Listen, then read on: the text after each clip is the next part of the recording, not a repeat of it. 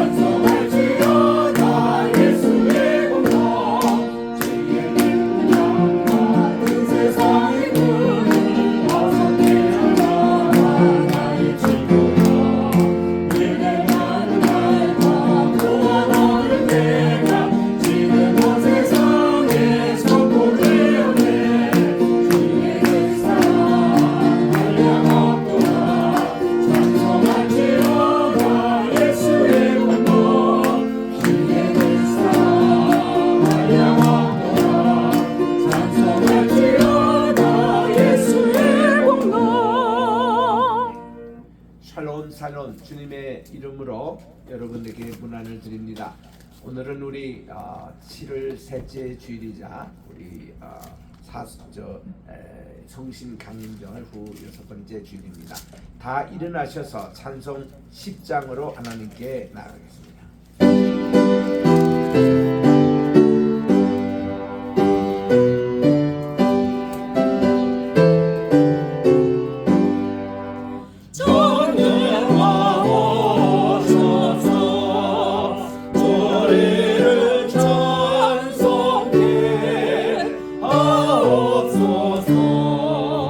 영광과 권능의 성부여 오셔서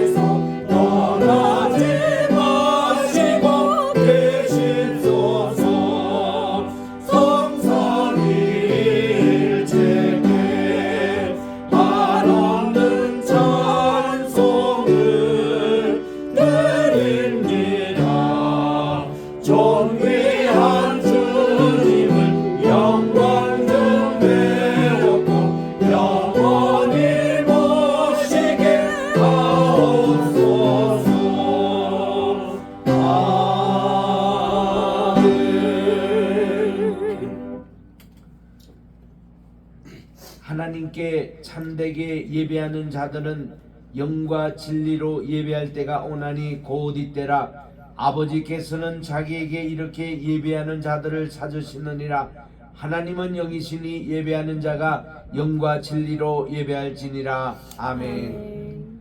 전능하시고 자비하신 거룩하신 하나님 아버지께 영광과 존귀와 찬송을 영원토록 드리옵니다.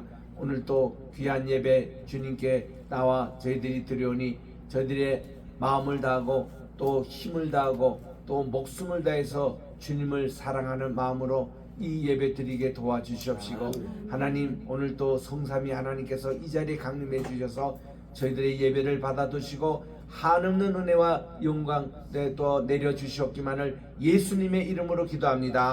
아멘. 이제 우리 주부에 있는 공동 참회기도 함께 드리도록 하겠습니다.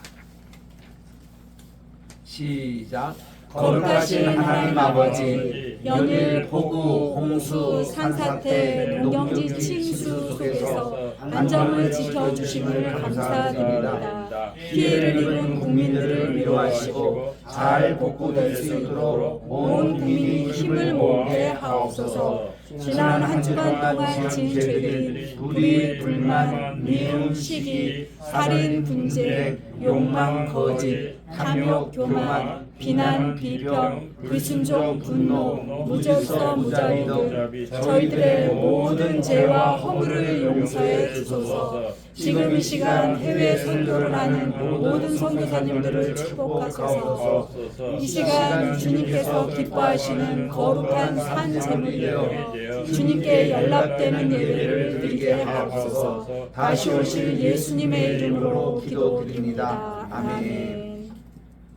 누구든지 그리스도 안에 있으면 새로운 피조물입니다. 이전 것은 지나갔으니 보라 새 것이 되었다는 말씀대로 오늘도 우리 주님에게 고백한 모든 죄가 예수님의 보혈의 능력으로 죄 사함 받고 새로운 피조물 받는 이 시간이 되시기를 바랍니다. 아멘. 이제 우리 교동문 제 12번을 같이 찾아서 교독하겠습니다. 12번 시편 19편의 말씀입니다.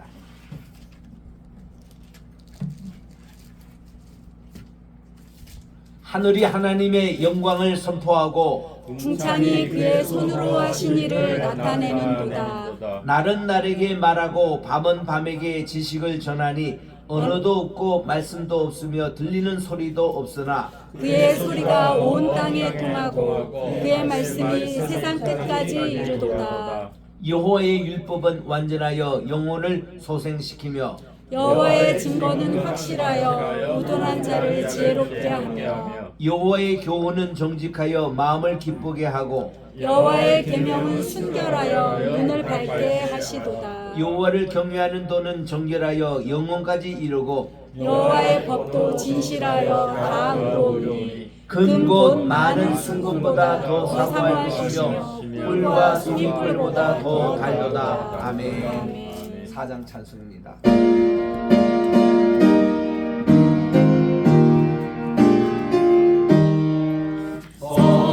성자와 성신 영원히 영광 받으옵소서. 대초로 지금까지 또 길이 영원 무궁 성삼위께 영광. 아멘. 그다리 착석하시고 고근사님 기도 인도해 주시옵소서. 기도드리겠습니다. 사랑의 하나님 아버지, 주님의 은혜를 감사드립니다. 많은 비가 오고 있는 가운데서도 지켜주시고 또 오늘 주님께 나와 예배케 하심을 감사드립니다. 아멘. 주님, 우리의 모든 허물과 죄를 용서해 주시옵소서. 생각으로 말로 행동으로 지었던 죄들을 주님 앞에 내려놓습니다. 주님께 전심으로 회개하오니 예수 그리스도의 보혈의 피로 사하여 주시옵소서. 아멘. 우리가 살아갈 때 우리를 위해 낮아지신 예수님을 기억하고 우리를 돌아보게 하여 주시옵소서. 주님, 지금 우리나라는 많은 비로 인해서 수해가 나서 어려운 가운데 있습니다. 주님, 이 나라를 긍휼히 여겨주시고 속히 비가 그치고 더 이상의 피해가 발생하지 않도록 도와주시옵소서. 아버지요. 수해로 피해를 입은 국민들을 위로하여 주시고 다시 일어설 수 있는 힘을 주시옵소서. 아멘. 그들의 필요를 채워주시고 수해 복구가 속히 이루어지게 하여 주시고 정부와 지자체들이 최선을 다할 수 있도록 도와주시옵소서. 아멘. 아버지, 또한 이 나라가 정치 경제적으로 많이 힘든 가운데 있습니다. 주여, 나라의 주인이신 이 나라가 주님이 주인이신 이 나라가 하나님의 뜻에 합당하게 서게 하여 주시고 그동안 잘못된 부분들이 바로 잡아질 수 있도록 도와주시옵소서. 아멘. 주님, 세계 곳곳에 주님의 복음을 들고 나가 사역하시는 국내외 선교사님들을 기억하여 주시옵소서. 복음이 증거되어지는 곳곳마다 영혼권의 역사들이 일어나게 하여 주시고 지역이 복음으로 변화되는 은혜를 주시옵소서. 아멘. 선교사님과 가족들의 건강을 지켜주시고 그들의 필요를 채워주시옵소서. 주여. 주님, 우리 로이교회를 기억하여 주시옵소서. 주님께서 지금까지 인도해 주신 은혜를 감사드립니다. 아멘. 주님, 이 로이교회를 통하여서 100개의 나라에 100개의 교회가 세워지게 하여 주시고 아멘. 로이교회를 통해 바른 복음이 세상에 심어지게 하여 주시옵소서. 아멘. 아버지, 우리 윤사무엘 목사님을 기억하여 주시고 영육의 강건함을 주시고 주님의 사역하실 때 하나님의 복음의 열매들이 있게 하여 주시옵소서. 아멘. 주님, 우리 로이교회 성도님들을 주님 기억하여 주시옵소서. 주여. 주님을 위해 헌신하는 우리 성도님들을 축복하여 주시고 영육의 강건함을 주시옵소서. 주여. 육신이 연약한 하나님의 자녀들에게 치유의 손으로 만져주시고 아멘. 강건케 하여 주시옵소서. 주님께서 허락하신 저희 자녀들을 기억하여 주시고 우리 자녀들이 주님을 구주로 고백하고 주님과 함께 한 걸음 한 걸음 걸어가게 하여 주시옵소서. 아멘. 아버지, 황현시 로펌과 황우여 장로님을 기억하여 주시옵소서. 이 기업을 통하여서 하나님의 공의가 실현되게 하여 주시고 주여. 황우여 장로님을 기억하여 주시고 아버지. 영육의 강건함을 주시고 나라를 위해 하시는 그 헌신이 하나님 앞에 선한 열매들이 있게 하여 주시옵소서. 아멘. 주님, 이 시간 드려지는 예배를 기뻐 받아 주시기를 원하오며 주여. 감사드리며 예수 그리스도의 이름으로 기도드립니다. 아멘.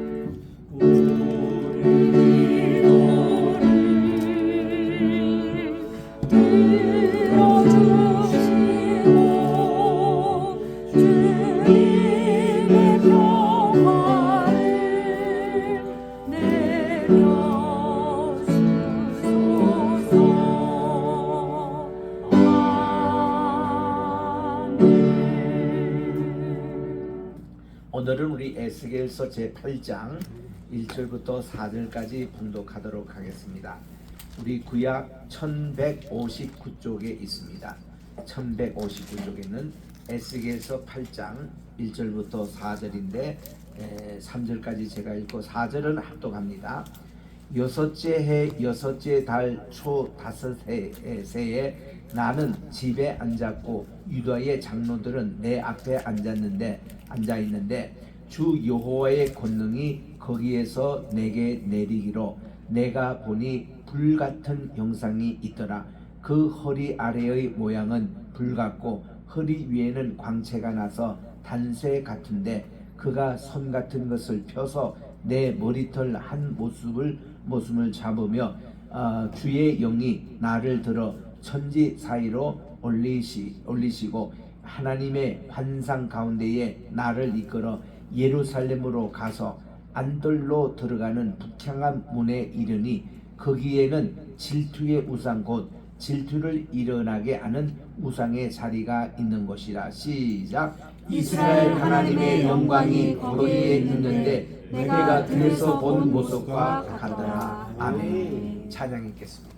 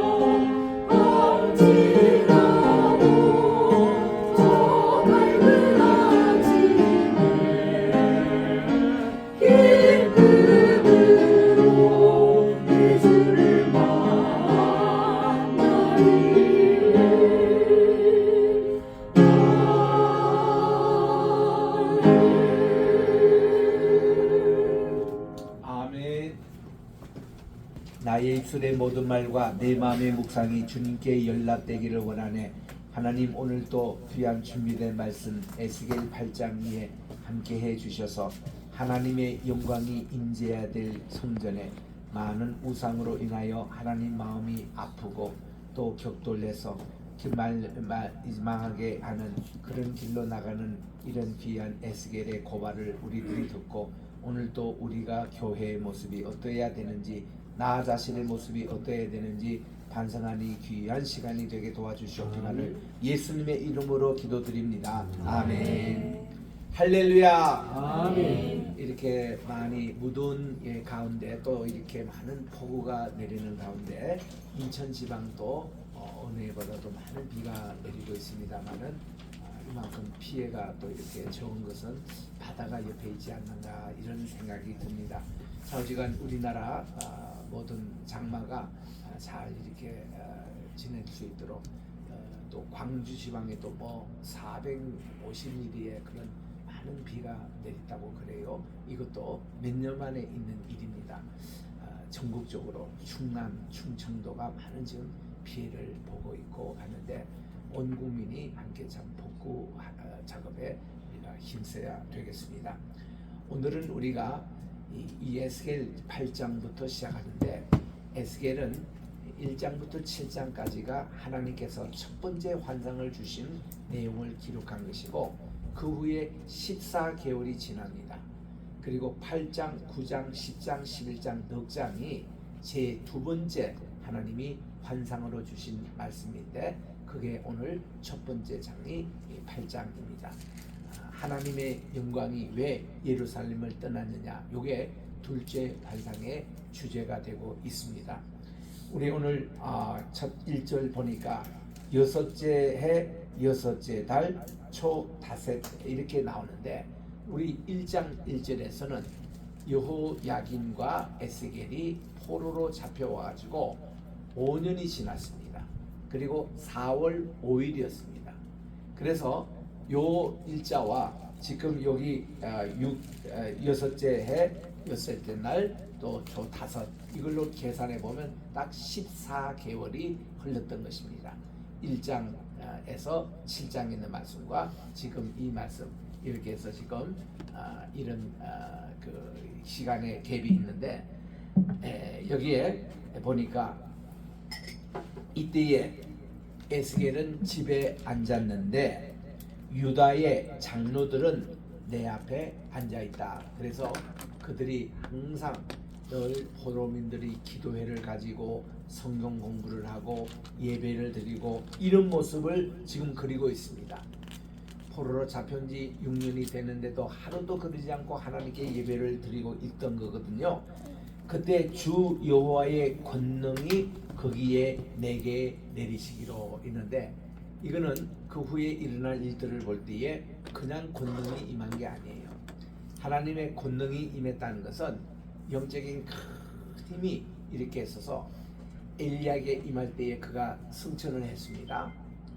또 이 주의 종 여러분들에게 이렇게 하나님의 크신 권능이 임할 때에 모세가 80세에도 시내산까지 끝더니 올라갑니다.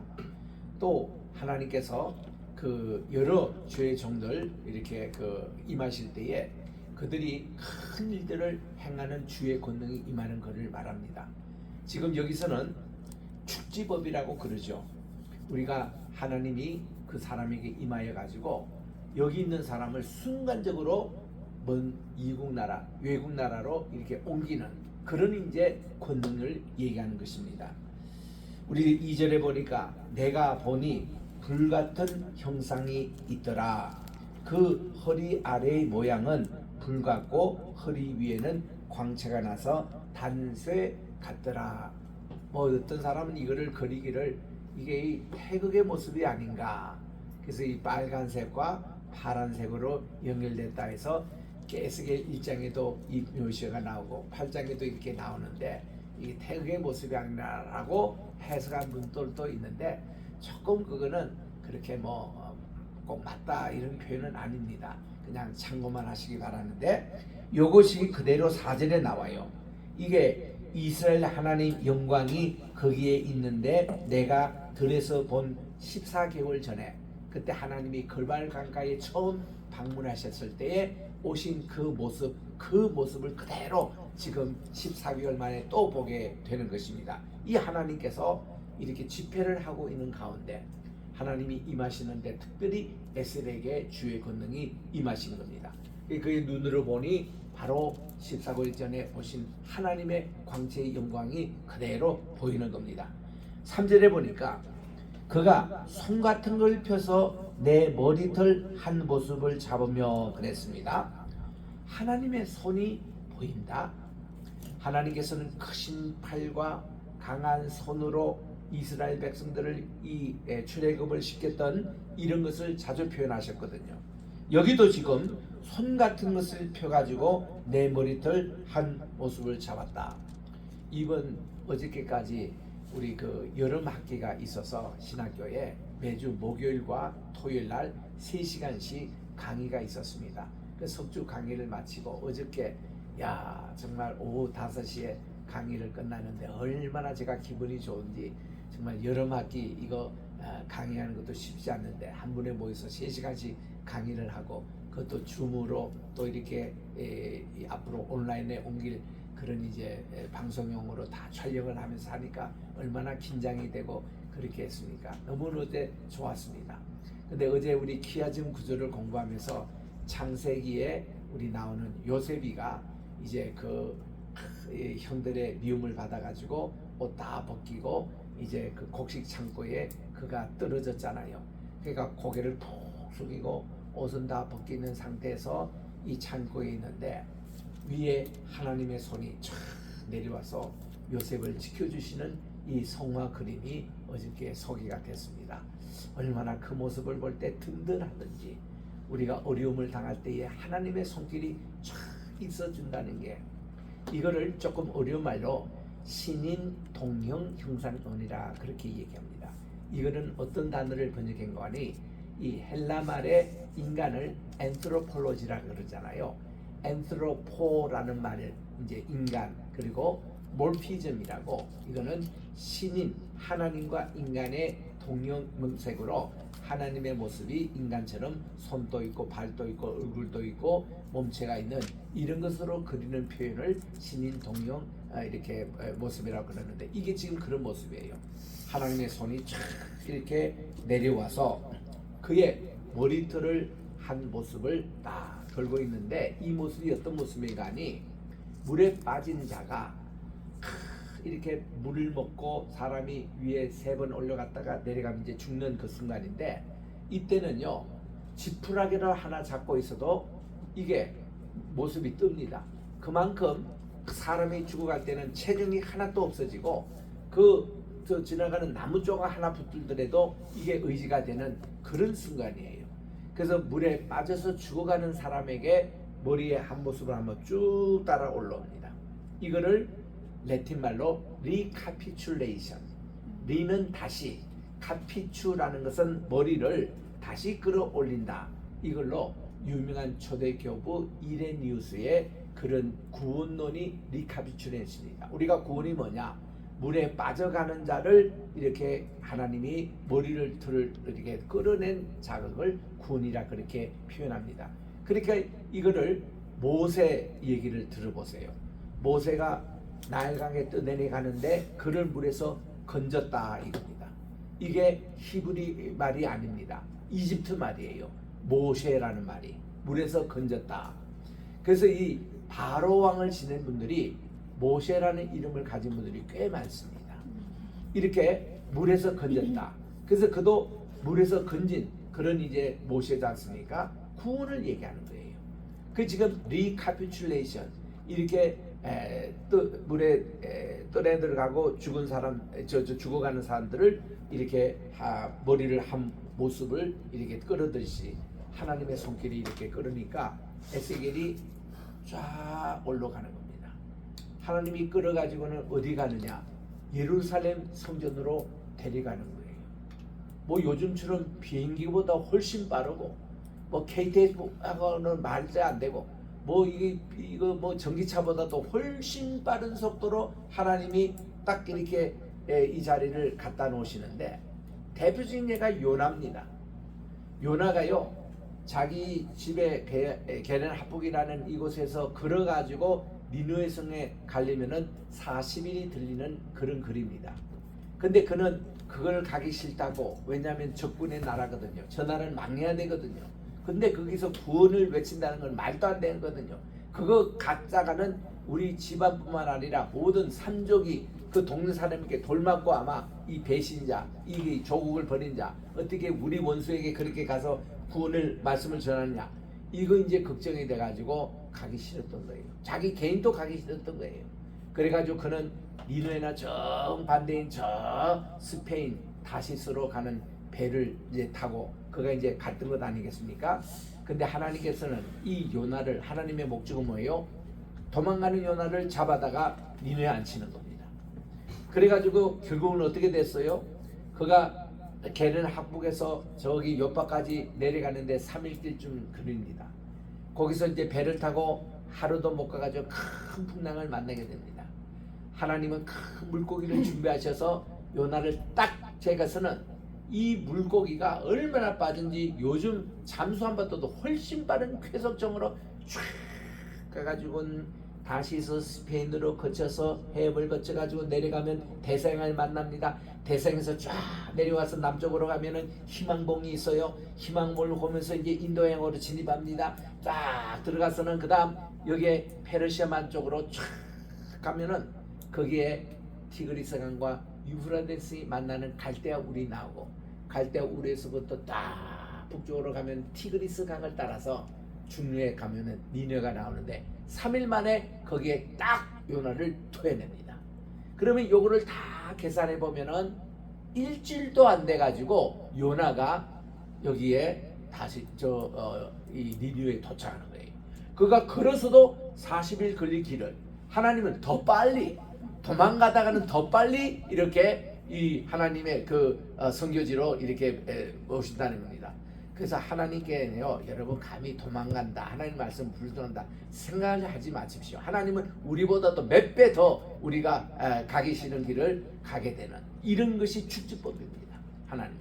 그런데 지금은요, 에스겔을 그발강가에 있는 이 지역 이름을 텔라비브라 그래요.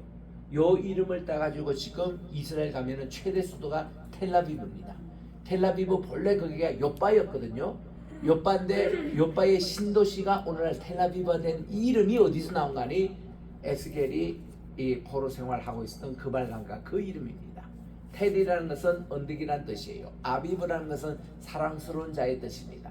텔라비브라는 그 지명, 여기에 지금 기도회를 하고 있던 에스겔에게 하나님의 권능이 임해가지고 하나님의 손길이 그의 머리털을 딱 잡고는 끌어가지고는 예루살렘 성전으로 탁 모시는데, 여러분 이 거리가 얼마나 되는가 그러면은 지금 그 예루살렘 뭔가 포로 생활하고 있던 그발강가에서 여기까지가 걸어가도 50일, 2달 동안 걸리는 이런 거리입니다. 이런 거기를 순식간에 하나님이 예루살렘 성전을 옮기는 거예요. 자, 지금 에스겔 쪽에는요, 자기가 정말 6년 만에 지금 예루살렘에 오는 겁니다. 자기 몸이 이제 여기 와 있는 거예요. 근데 예루살렘의 북편문 쪽으로 하나님이 딱 옮겨 놓습니다. 여기가 예전에 이 투기의 우상이 있었던 장소입니다. 투기의 우상이라는 게 뭔가니 아세라 여신을 거기에 두었던 장소입니다. 이 북편에. 이 예루살렘 성전에 말이죠, 이 우상들이 야금야금 기어오는데 각 처마다 이런 것이 지금 있는데, 지금 에스겔에게 그 실상을 보여주는 겁니다. 자기가 포로로 잡혀왔을 때 이만큼 예루살렘 성전이 타락되지 않았거든요. 오염되지 않았거든요. 근데 하나님은 그의 모습을 다 이제 지금 하나씩 보여주는 것입니다. 그래서 이 두 번째 설교의 에스겔 8장부터 11장까지의 넉 장에서 주제는, 키워드는 여호와의 영광입니다. 하나님의 영광이 결국 예루살렘 성전을 떠나는 거예요. 하나님의 영광이 떠난다, 이거 단어가 이가봇이라 그래요. 우리 따라할까요? 이가봇. 이가봇. 많은 들은 이름이죠. 이 겁이 어디 나오는가 하면은 엘리 제사장이 이제 그가 98세 돌아가실 때 다 됐습니다. 그런데 이게 블레셋 군의 침공을 받았을 때에 그게 군장들이 나와가지고 제사장님, 우리 여호와의 언약궤를 우리 저에게 주면은 그 앞장서어 가면은 우리 블레셋 군대를 이기고 돌아오겠습니다. 이랬어요. 그러면 제사장은 뭐 어떻게 해야 됩니까? 하나님께 기도했어야지. 하나님, 제가 이런 요청을 받는데 지금 대제사장 융배 안에 우림과 둠밈의 궤가 있습니다.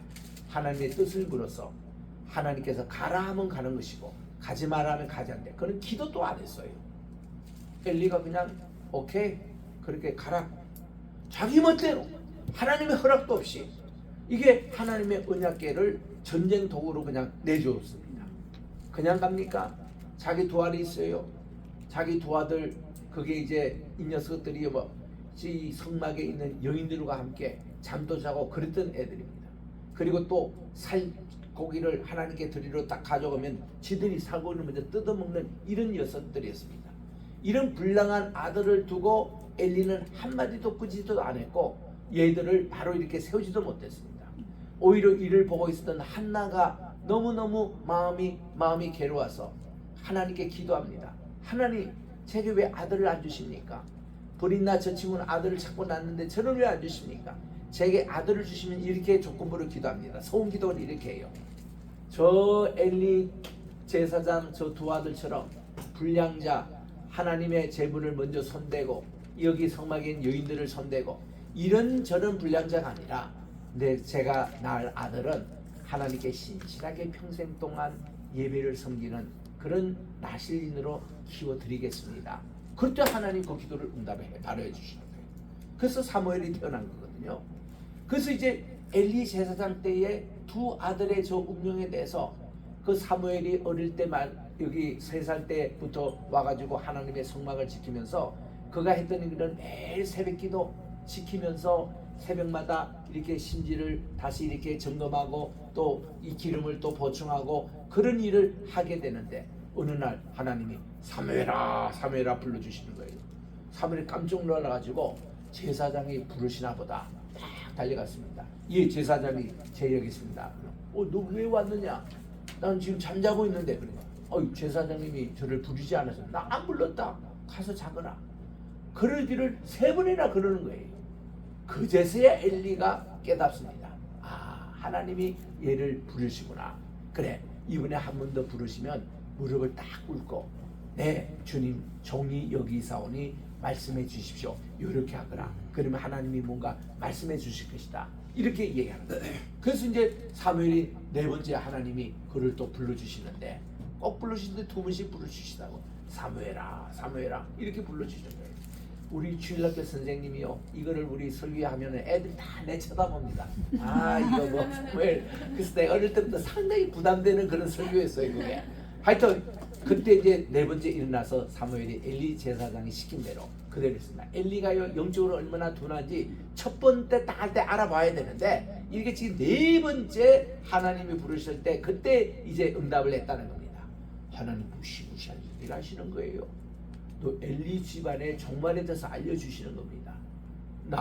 이 엘리 저 집안에 저 애들을 제대로 교육하지 못한 이걸로 인해 가지고 저 두 아들에게 엄청난 재앙이 임하고 이 집안 전체가 하나님의 일을 앞으로 못하게 하고 나라도 큰 일이 날 것이다.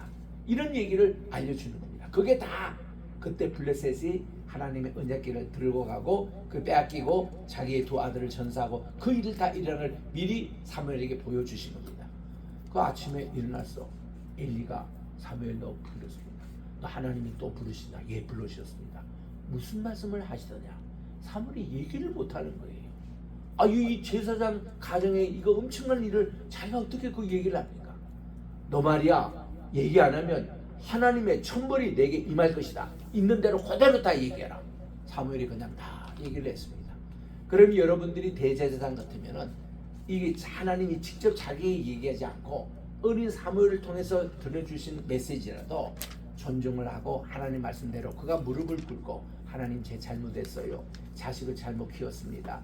이제부터 제가 회개하고 다시 이렇게 모든 것을 교정하겠습니다.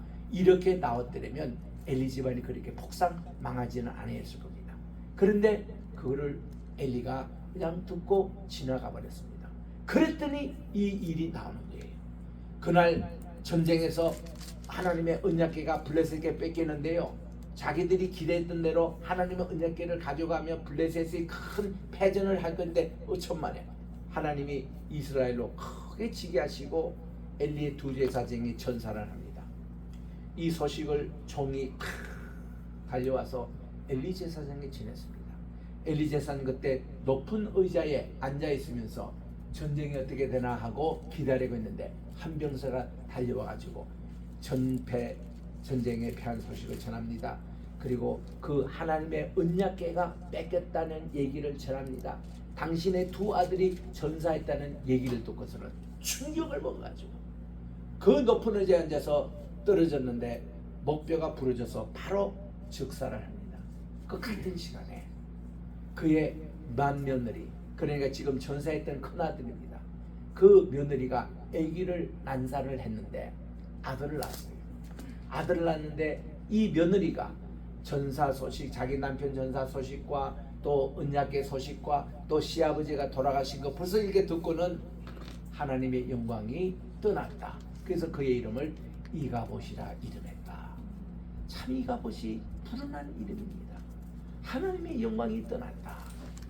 그래서 그때부터 지금까지요, 이스라엘 백성들은 이가봇 하면 무서워 뜹니다. 와, 하나님의 영광이 떠나면 큰일 나거든. 집안에서 떠나거나 개인적으로 떠나거나 나라가 떠나면 나라가 망해요. 이런 하나님의 이가봇의 현장이 블레셋 그 전쟁에서 이미 일어났던 그 이름이에요. 그런데 오늘 에스겔에게 보여주신 이 내용이 하나님의 영광이 떠난다는 이가봇을 지금 미리 보여주신 겁니다. 자, 그래서 이 키워드가 하나님의 그 영광 이렇게 나오는데 우리 금방 8장 4절에 읽었잖아요. 자, 9장에도 가봅니다. 9장 3절에 보니까 9장 3절입니다. 그룹에 머물러 있던 이스라엘 하나님의 영광이 성전 문지방에 이르더니 여호와의 영광이 성소에서 떠나가지고 이제는 성소 문지방으로 옮겨갑니다. 하나님의 영광이 점점 떠나는 모습을 여기서 이렇게 동영상 보듯이 이렇게 합니다. 또 10장에 갑니다.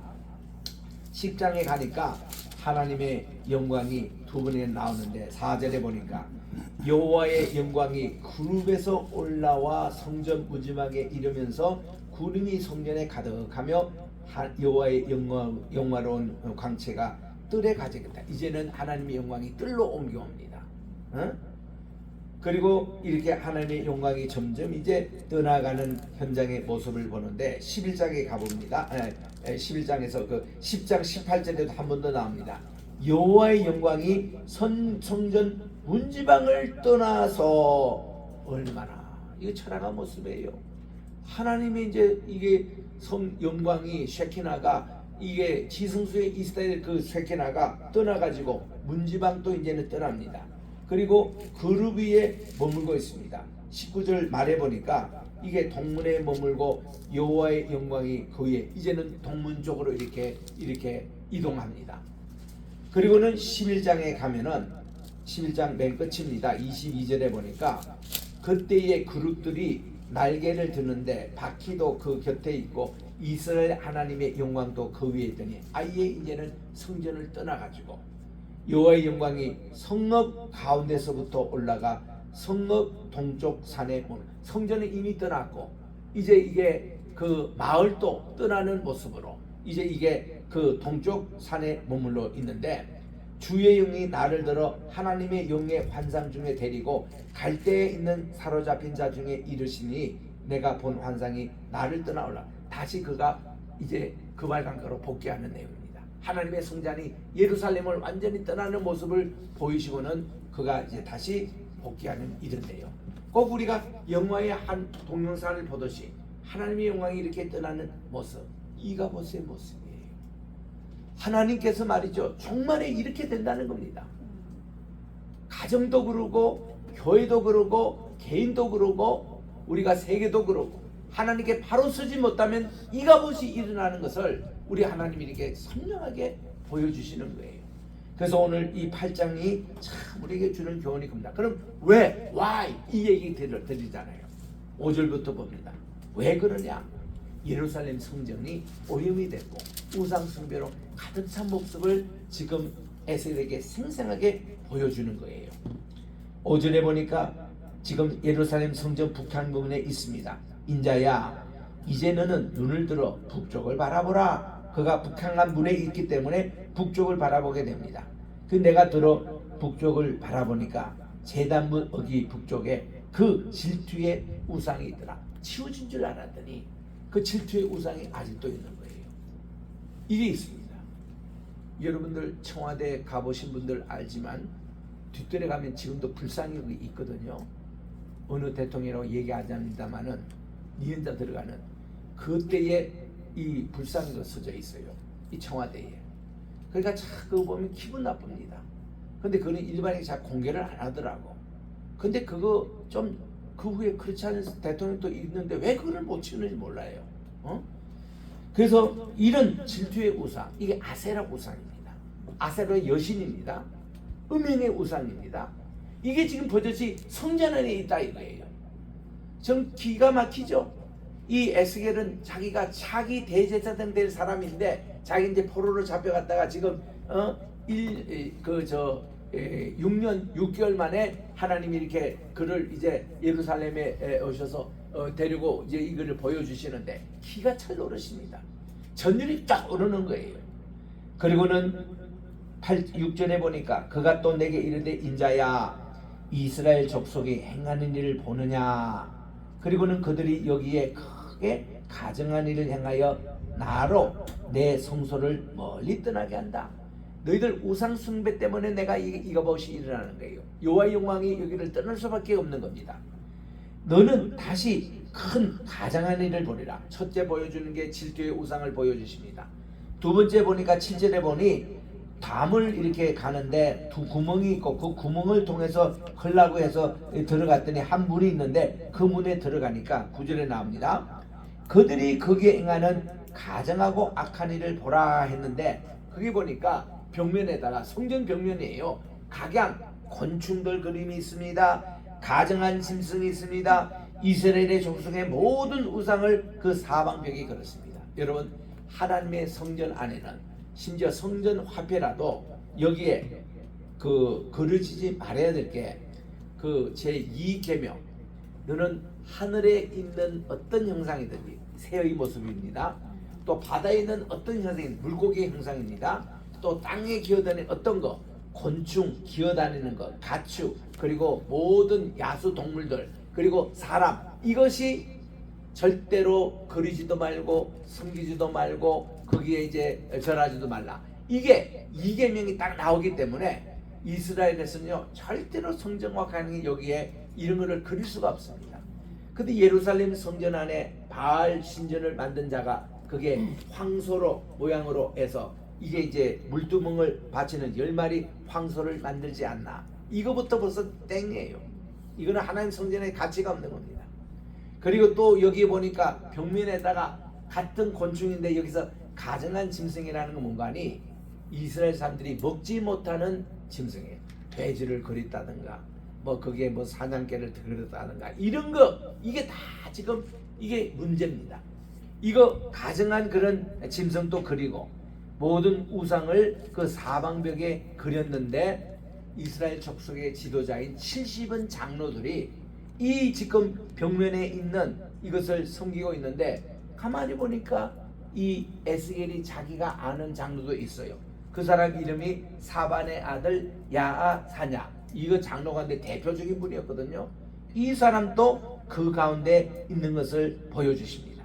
각기 손에 향로를 들고 있었는데 향연이 구름같이 오르더라. 우상 숭배한다고 난리야. 이거 말이 돼요? 70인 장로마저 지금 우상을 섬기고 있습니다. 왜 이러느냐? 이겁니다.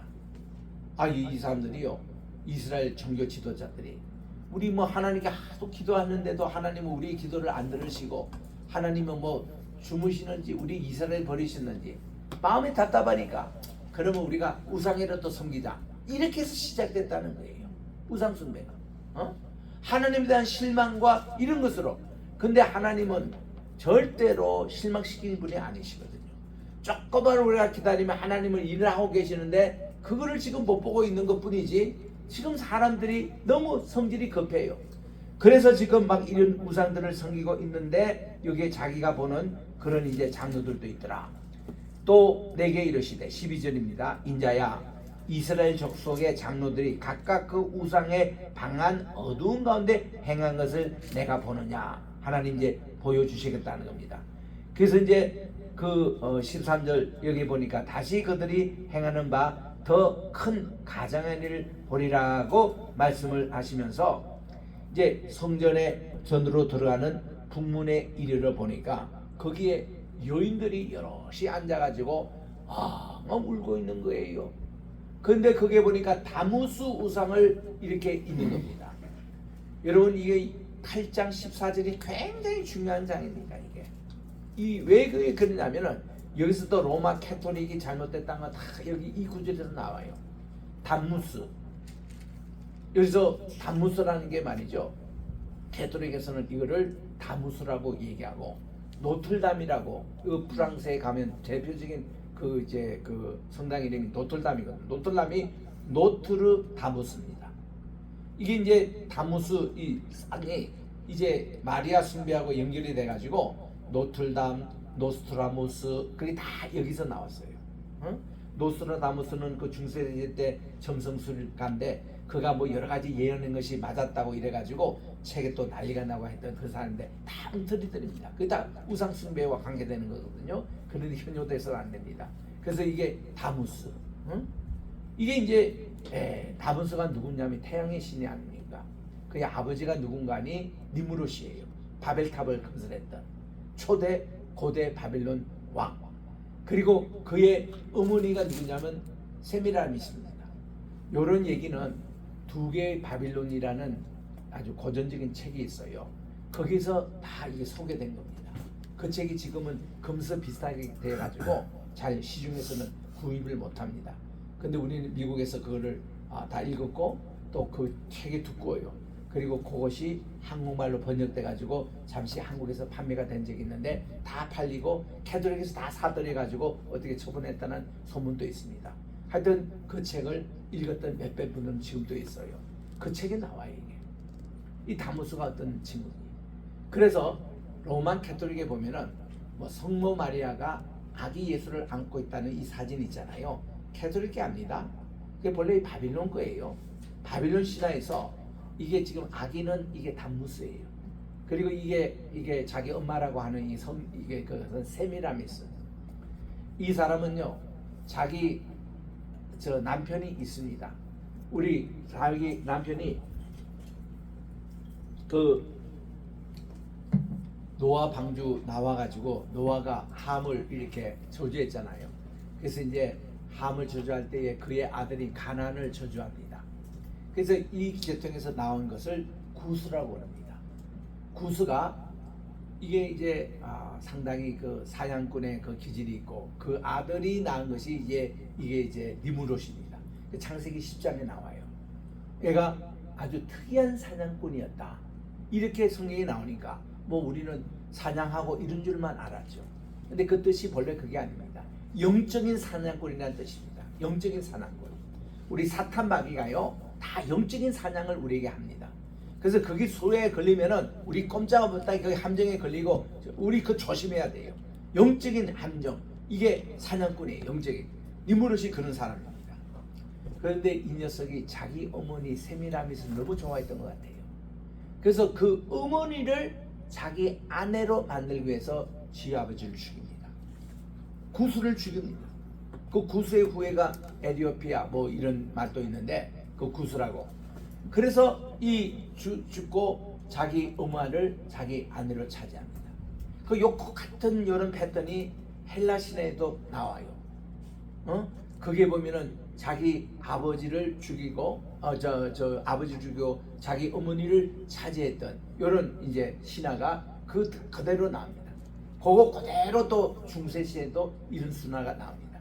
그걸 그대로 흉내낸 것이 오늘날 통일교. 이 우리 사이비 종교라고 지칭하는 그 신화에도 이것이 현실로 지금 나타나고 있는 겁니다. 하여튼 그런 이제 맥을 가지고 있는 것인데, 세미라미스가 자기 아들 니무롯과 또 결혼을 해요. 엄마가 자기 아들하고 결혼합니다. 그 낳은 아들이 다무스예요. 그러면 이 녀석은 세미라미스에 의해서는 자기의 할머니도 되고 자기 엄마도 되는, 자기의 그러니까 자기 새끼도 되고 자기 손자가 되는, 이거를 또 안고 있는 게 캐톨릭에서 얘기하는 성모가 아기 예수님을 안고 있는, 이걸로 변신돼 가지고 그걸 지금 심볼로 사용했다는 겁니다. 그 바벨론 종교의 본래가. 그 이거는 뭐 캐톨릭에서도 이거는 얘기를 하면 누구나 다 아는 얘기입니다. 그렇게 이제 되는데, 그래서 이게 담무스가 이 어느 날 자라다가 멋있었어요. 태양의 아들로 뭐 이렇게 잘생긴 두 엄마 아빠의 사이에서 나서니 얼마나 잘생겼습니까? 근데 이 친구가 총각 때 말이죠, 곰입니다. 그게 시기를 받아가지고 이 곰이 그를 죽여버려 말았습니다. 치워가지고 그 죽었어요. 다무스가. 이렇게 잘생긴 다무스가 죽으니 말이죠, 그를 선모했던 여인들이 와가지고 난리가 났습니다. 통곡하고 울고 난리가 났습니다. 얼마나 40일 동안 울었다고 그래요. 울었는데 이 녀석이 다시 살아났어요. 이거를 기독교의 부활사상의 원조가 다무스라고 종교학자들은 이해가 하는 이유가 그것 때문에 그렇습니다. 그래서 다무스가 살았거든요. 살았는데 자기를 위해서 통곡하는 여인들과 함께 성적 관계를 맺습니다. 이 여인들이 다 아기를 못 낳았던 여인들이에요. 결혼은 했는데 아기가 생기지 않아가지고 다 이랬던 것에 다 아기씨를 다 줍니다. 그 후로부터 그들이 담무스 달이, 이스라엘 가보면 네 번째 달이 담무스 달이에요. 그때 되면은 여인들이 담무스를 해서 통곡을 합니다. 하면은 아기 못 낳은 자들이 아기를 다 가진다는 이런 전설이 있어서 지금 예루살렘 성전 안에 8장 14절 여기 지금 들어온 거예요. 이거 엄청난 무서운 얘기입니다. 이게 에스겔이 그걸 보고 얼마나 가슴 치고 울었겠습니까? 예루살렘 성전이 이렇게 타락이 됐구나. 그보다도 더 한 것이 또 15장에 15절에 나옵니다. 이거보다 더 중요한 일을 내게 보겠다. 그리고서는 16절에 천사가 에스겔을 데려가는데, 그가 나를 데리고 여호와의 성전 안뜰로 이제 들어갑니다. 이제 안으로 들어갔어요. 북쪽에서 안뜰로 들어갑니다. 보라, 여호와의 성전문 곧 현관과 제단 사이에 약 25명이 여호와의 성전을 등지고 낯을 동쪽으로 향하여 동쪽 태양에게 예배를 하더라. 여러분, 25명이 누굽니까? 제사장들이에요. 이 사람들이 대제사장의 반열에 있는 사람들이에요. 1년 24계절인데 그거를 하나 더 엑스트라로 해가지고 25조로 만들어가지고 이들이 매 당번입니다. 하나님의 그 중요한 예배를 이끌어가는 대제사장, 바로 직속수하의 25명 제사장들이 태양신을 향하여 경배를 하더라. 이거는요, 에스겔의 다 후배들입니다. 동료들입니다. 이놈들이 태양신을 향하여 예배를 하고 있는 이 모습이 예루살렘 성전 안에서 버젓이, 그것도 안뜰에 지금 이런 짓을 하고 있는 겁니다. 아까는 70명 장로들이 그저 이 가정한 짐승 이런 거를 다 섬기며 그릇 보여주시더니, 또 여인들이 담무스를 위해서 애통하는 그 모습을 보여주시더니, 이번에는 25 제사장들이 다 하나님께 예배를 드리고 또 이런 짓 하면서 내일은 또 하나님께 예배를 드리는 거예요. 태양신을 섬기는 모습을 보여주시는데 너무나도 복통이 터지는 일입니다. 그리고는 17절에 보니까 또 내게 이르시되 인자여 내가 보느냐, 유다 족속이 여기에서 행한 가장의 일을 적다 하겠느냐. 그들이 그 땅 폭행으로 채우고 또다시 내 노여움을 일으키며 심지어 나뭇가지를 그 코에 두느니라. 나뭇가지를 코에 둔다는 것은 우상 숭배하는 그런 모습입니다. 마침 요즘 애들이 대마초 이런 거를 이렇게 코에 걸고 하는 그런 형식으로 나뭇가지를 코에 건다는 것이 그 바알신을 섬기는 하나의 사인입니다. 표시입니다. 저 미국에 가면은 마약 하는 동네 가보면요, 거기에 이제 전선줄에다가 이게 자기 신발을 던져서 운동화를 그게 표시를 해둬요. 그러면 그게 옛날에 마약 거래처였다는 그런 사인이었습니다. 그거를 그대로 한국에서 흉내를 내가지고 강남에도 그러고 있습니다. 애들이. 그 말도 안 되는 일이 일어나는 거죠. 그래서 이제 경찰들이 그걸 보고 수사하고 이제 그러거든요. 그런 표서 같이 이들이 이게 코에다가 나뭇가지를 이게 둔다는 거죠. 그러므로 나도 분노로 갚아 불쌍히 여기지 아니하며, 하나님이 지금 분노하십니다. 긍휼을 베풀지도 아니하리니 그들이 큰 소리로 내 귀에 부르짖을지라도 내가 듣지 않겠다. 이 분노가 이제 9장으로 연결이 되는 거예요. 다음 주에 우리 읽을 이 9장이 연결되는 겁니다. 하나님의 그 분노의 심판이 이렇게 되는 거예요. 여러분도 에스겔이었다면, 주의 종 이 시간에 땡겼다면 우리도 이런 모습을 볼 때 격분이 안 일어나겠습니까? 죄송합니다. 우리 한국교회, 죄송합니다. 미국교회, 온 세계 교회. 우리 교회는 어떻습니까? 우리 교회 안에는 우상이 없습니까? 우리 교회는 이런 벌레 같은 거 막 그림을 그리고 이런 거 없습니까? 금권을 좋아해가지고. 이게 다 뭔가니 예루살렘 성전 자체가 잘못 지어진 거예요. 왜 그 바알 기술자를 데리고 와가지고 솔로몬이 왜 이렇게 짓게 했습니까? 하나님의 성전에는 밀실이라는 게 있을 수가 없어요. 밀실은 바알 종교에서 그 성령에게 하던 그런 방인데 그런 거를 30개나 만들어 놨더라고. 이게 3층으로 1층에 10개씩 이게 솔로몬 성전이었어요. 근데 결국은 보니까 그게 우상숭배 방으로 지금 변하고 있지 않습니까? 여기 밀실에서 말이죠, 그 교인들의 흥금 거둔 것을 여기다 금괴로 다 쌓아놓고는 여기서 최초의 은행 작업을 했다는 겁니다.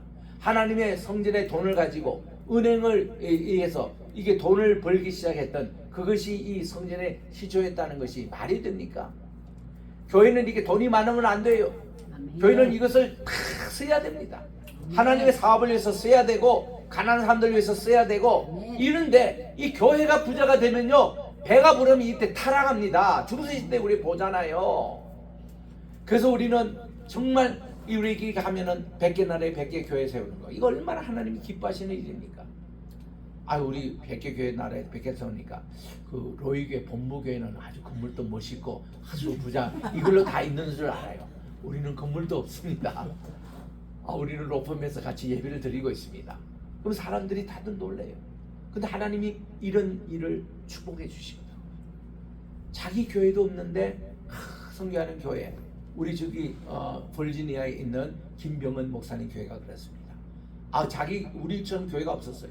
근데 이게 볼리비아에다가 20개 교회를 지은 거예요. 한 교회 짓는데 3만 불씩 드는데 그거를 지었더니 하나님이 본교회도 참 멋있게 또 건축하게 하시고 그런 것을 우리는 많이 보거든요.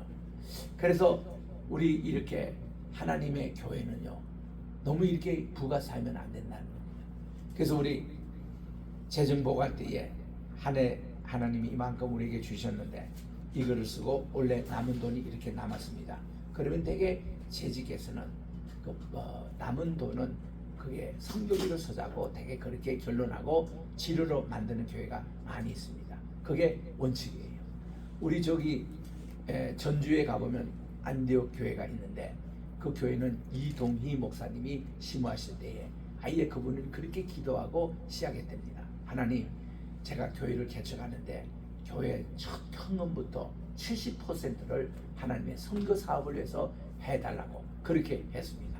그래서 그 교회는요, 교회를 엄청 많이 선교를 했습니다. 자기 교회는 어느 정도인가 하면은 이제 천막교회입니다. 그렇게 비가 오면은 이게 이제 깡통을 받아다가 빗물을 이렇게 새는 그걸로 유명했습니다. 그래서 깡통교회라고 이름을 했습니다. 하도 이동희 목사님이 고집을 피우니까 이 교회가 뭐 성장해서 4,000명까지 됐거든요. 그도 깡통교회. 이게 강대상도 옛날 개척할 때 처음 그때 소나무로 만들어가지고 이렇게 엉성한 그런 강대상을 끝까지 사용하고 계시고, 이동희 목사님이 아침마다 이럴 때 새벽기도 할 때마다 제일 많이 불러는 거는 예수를 닮기 내가 원하네, 날 인도하신 예수님을 닮게 해달라고 그거 가지고 기도하면서요, 세계적으로 바울 선교회를 만들어 가지고 5대양 6대주의 선교사를 파송하고 보내는데 다 그거를 사용하신 거예요. 그래서 지금은 이제 그분이 이제 은퇴하시고 후임자가 와서 교회도 잘 짓고 이제 깡통교회는 하나의 신화로 남아 있습니다만은 이런 교회도 있다는 겁니다. 응? 하나님의 그 교회가 잘 되니까 본당을 늘리고 또 잘 되니까 이거를 또 허물고 다시 또 그게 새로 짓고 또 비전 센터를 만들고 교육을 만들고 여러분 하나님이 그렇게 하라고 하시던가요? 근데 죄송합니다. 하나님이요 천국에 갔을 때에 너 비전 센터 몇 개 지었냐? 너 저 본당에 몇 명 앉느냐? 물으신 적이 없어요. 그게 관심이 없습니다. 우리는 그런 것보다 알곡신자 하나님의 영광이 임하는 쉐키나 교회 초막이나 궁궐이나 내주 예수 계신 곳이 그곳이 하나님 나라 이거예요. 우리는요 학구방 같은 교회도 하나님의 영광이 있는 그 진짜 교회입니다. 대골 같은 교회라도 하나님 영광이 이가부터 하면 끝나는 거예요. 우리 이거 하나님이 우리에게 오늘날 주시는 메시지 잘 들으셔야 됩니다. 코로나 때 한번 우리에게 사인을 주시잖아요. 너희들이 진짜 이제 죽적인지 알곡인지. 코로나 때 딱 보니까 어느 교회는 딱 예배 그저 정부에서 하라는 시책대로 다 뭐 하고 해서 하니까 그 교회는 다 망하고 있어요 지금. 근데 그때도 이게 예배를 드렸던 교회 뭐 김병찬 목사님이라든가 누구 어느 목사님 참정교회인가 그쪽에는 이 코로나 때 예배드리다가 고소를 당해가지고 법정에서 싸웠는데 그저께 법정에서 마침내 무혐의로 끝났어요. 그러니까 막 감사 예배가 막 드려지는데 마침 그 모스탄 대사가 한국 오셔가지고 거기서 이제 특강을 하는데 이거를 간정을 했어 전국적으로. 이래서 무혐의 됐다고 확 축구하고 난리 나죠. 여러분 이런 교회를 하나님이 좋아하시는 거예요. 어떤 탄압이 있더라도 하나님에 대한 예배 에너지가 없습니다. 반드시 하나님께 예배를 드리고 하나님 우리 우상숭배 이렇게 하잖아요. 다 망하잖아요. 하나님 손에. 이거 오늘 정부 지도자들이 아셔야 됩니다. 교회를 박해하지 마세요. 핍박하지 마세요. 당신들 죽습니다. 당신들 자유손이 망합니다. 내 분명히 경고해요. 이 방송 다 나갈 겁니다. 나를 잡아간다고 잡아가세요. 내가 감옥을 교회로 만들 테니까. 말도 안 되는 일에 그게 현혹되지 마세요. 성경에서 오늘 말씀하고 계시잖아요. 그래서 우리는 에스겔 우리 10장 11장 계속 하나님의 영광이 임재하는 그렇게 하나님이 기뻐하시는 우상숭배는 완전히 배치입니다. 오늘 이런 것을 다 쏟아내고 우리는 하나님께 신실한 주님의 알곡 신자가 되시길 주의 이름으로 축원합니다. 기도하겠습니다. 하나님 아버지 감사합니다. 오늘 또 에스겔 8장에 주신 이 어마무시한 그런 참 일들이 성전 안에서 일어났습니다. 자기 대사장이 될 그런 이 에스겔에게 하나님이 그발강에서 어떻게 얼마나 급하셨든지 그를 권능으로 임하셔서 그를 데리고 가셔서 이거를 다 보여주셨습니다. 그래서 에스겔은 훗날 이 예루살렘 성전이 망할 수밖에 없다는 것을 확실히 그는 알았습니다. 하나님 우리들도 신앙생활을 하면서 우리 교회 안에 이런 하나님이 미워하시는 일이 없는지 꼭 기억하게 도와주셔서 철저하게 말씀 중심, 철저하게 하나님 중심, 철저하게 천국에 가서 칭찬받고 상급받는 우리 로이교회 성도님이 되게 도와 주시옵소서. 이런 운동으로 우리들은 백개나라의 백개교회 참된 교회를 세우기를 원합니다. 하나님 이래도 함께해 주시옵기만을 간절히 바랐고 오늘 밤으로 제가 또 미국에 갑니다. LA에서 4일 또 뉴저지에서 5일 정말 우리 주께서 주신 이 귀한 페이스 크리스천 유니버시티 이 학교를 우리 주님 말씀에 입각해서 이 오늘날 보수 신앙을 가지고 바로 세교에서 성경이 하나님의 영감된 진짜의 말씀이라는 것 고수하고 성경에 나오는 모든 기적이 바로 역사적으로 100% 맞다는 것 우리들이 고수하고 우리 하나님의 약속은 지금도 이루어지겠다는 것을 고수하는 이 신학을 우리들이 하기 위해서 귀한 페이스를 세워주시고 인천 성경대학교를 세워주실 텐데 하나님께서 정말 이 모든 준비하는 과정을 인도해 주시고 하나님께서 이 모든 것을 함께 다스려 주시옵기만을 예수님의 이름으로 기도드립니다. 아멘. 이제 찬송가 526장을 부르면서 준비하시는 걸 하나님께 드립니다.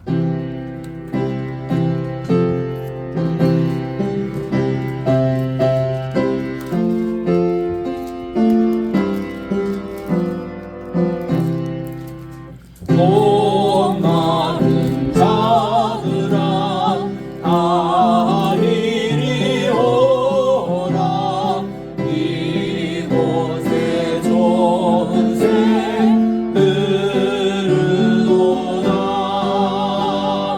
힘쓰고 애쓰니 없을지라도 이 샘에 오며 다 마시겠네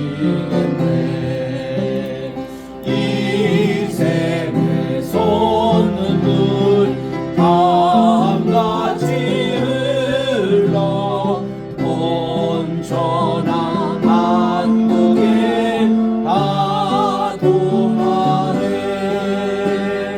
빈부나 귀천에 온별이 없이 다 와서 쉬고 또 마시겠네 생명수 샘물을 마신 자마다 꼭 다시 마르지 아니하고 속에서 솟아나 생수가 되어 영원히 솟아을 풍성하리 이 샘을 이루는 생명의 샘물 저수정비까지 늘 맑도다